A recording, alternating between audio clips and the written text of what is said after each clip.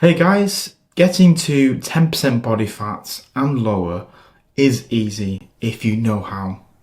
If you don't know how, it can be very difficult. I can vouch for that. Before I was taught the process of getting lean below 10%, it was quite a struggle for me, if I'm totally honest with you. I would often go to the gym, train 5 days per week, but not see my body fat level change. I would often look in the mirror and think to myself, is my body fat level coming down or is it just in my head? Most of the time it was just in my head. That was until I was taught a specific framework in order for me to get to that leanness that I wanted. That was always my goal from about 17 years old till about 27. I was always striving to get that six-pack condition.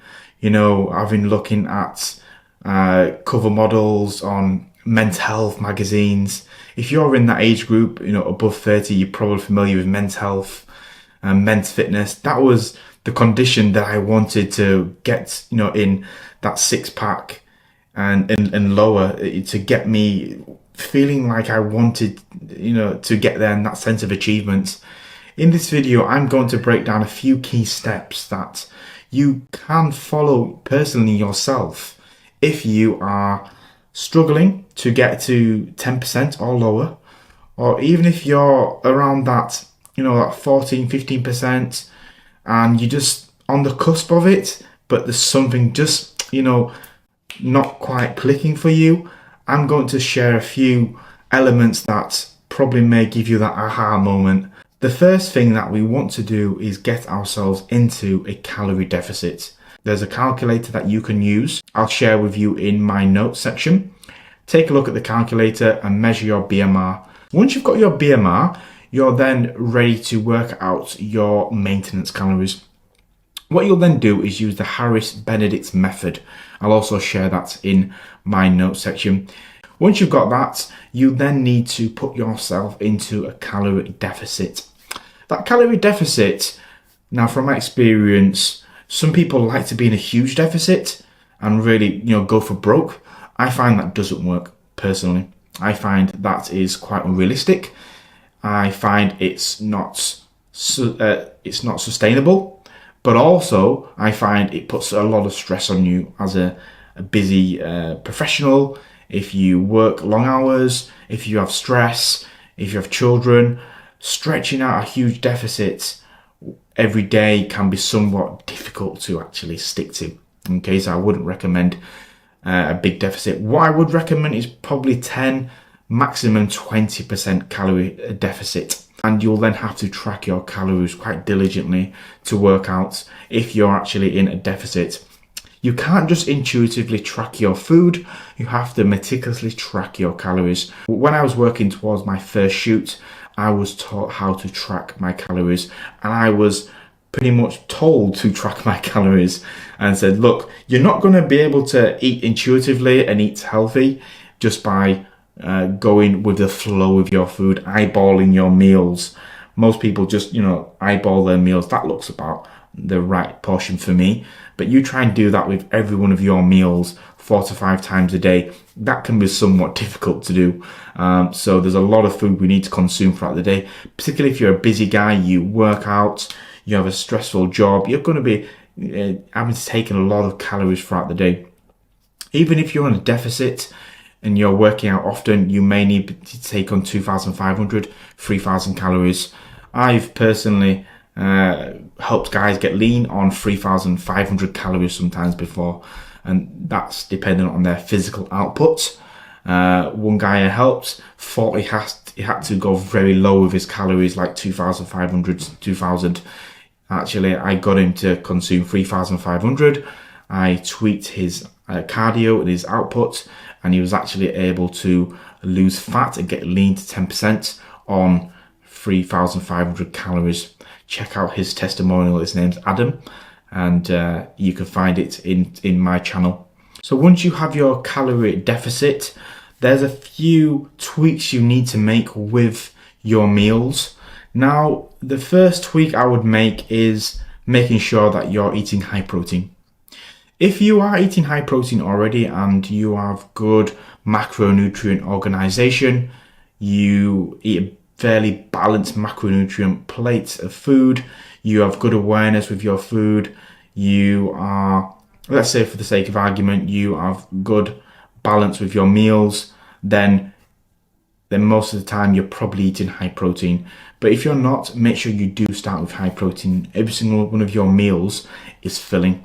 The reason is, if you're eating quite low protein or not eating enough protein, and this is where tracking comes into play. If you're eating enough protein and you're tracking your numbers, you'll see if you're high in protein.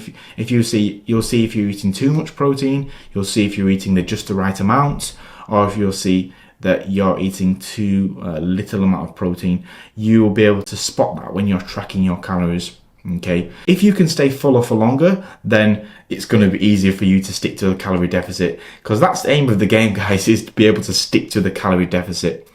If you're a person that is on a calorie deficit and you're eating 2,000 calories a day and all you're eating is rice, potatoes, tons of carby-based foods, and all types of food based around carbs, because that's what you love, then you're going to find it difficult, because you're always going to be hungry because you're not going to get that filling effect. So make sure that you have protein with every single one of your meals, and you space your meals out. That will be my next strategy, and that's what I used for my photo shoot prep. I was eating 5 meals a day. Okay, if you're doing that, you're eating little and often, therefore you're not having to have big meals and then go long periods without food, because that's what you'd have to do if you have a big meal. You'd have to then stretch a long time without food. If you have a small meal, eat little and often. Therefore, when you get hungry between your smaller meals,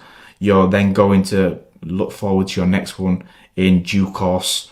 And I would probably spread your meals out every 3 hours. So if you were like me, getting up at 6 a.m. in the morning, I'd have my first meal. Then I would probably spread my meals out every 3 hours throughout the whole day, and probably have my last meal about 2 hours before bed. Let's say you've got a 16 to 17 hour day, therefore you've got 5 meals spread right throughout the day in small, manageable meals. You'll most likely be able to just stave off that hunger and give yourself something to look forward to every time you have a meal. Because that's what it's all about as well, looking forward to some food when you're hungry and you're in a calorie deficit. Now, you also need to make sure you're having enough carbohydrates. Aim for at least 40%, and don't cut back on your carbohydrates. I see people too often when they're looking to lose fat to really pull back on their carbohydrates. And hang on, you don't want to do that. You'll just be pretty hungry and you'll just be miserable because you're not getting the carbs in.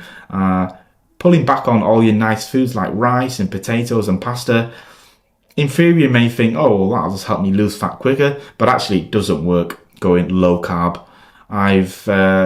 Back in the day, I would put a person on a low carb diet. It just wouldn't work. They couldn't stick to it long term. Now, there is a couple of strategies around carbs, higher carbs on workout days, lower carbs on non-workout days, which we can use. So if you're more physically active, on your workout days, you can have a slightly higher amount of carb, maybe 45%. If you're not that active on your workout days, or it's your rest day, you can pull your carbs back to maybe 40 to 35%, but I wouldn't go any lower than that, okay? Because you do need carbs for maximum performance output, but also maximum recovery as well. You need to make sure you're fueling your body whilst you're in a calorie deficit. You're maximizing your recovery, because remember, guys, the body's not getting the same amount of calories now than it got in a calorie surplus or even at maintenance. Therefore, your recovery is going to be slightly jeopardized. So make sure that you do get the calories in to support yourself, and it's from good quality carbohydrates and proteins. And then you're going to have about 30% fat to give you the stability throughout the day, because that's what fat does. It slowly helps you give you the energy, and slowly helps you sustain your energy release throughout the day. Good fats from avocados, olive oil, nuts, seeds, make sure you do consume at least 30% of your total daily intake. I hope you have a good push to get yourself lean, and I wish you all the best with your fitness goals. Okay guys, speak to you soon. Bye.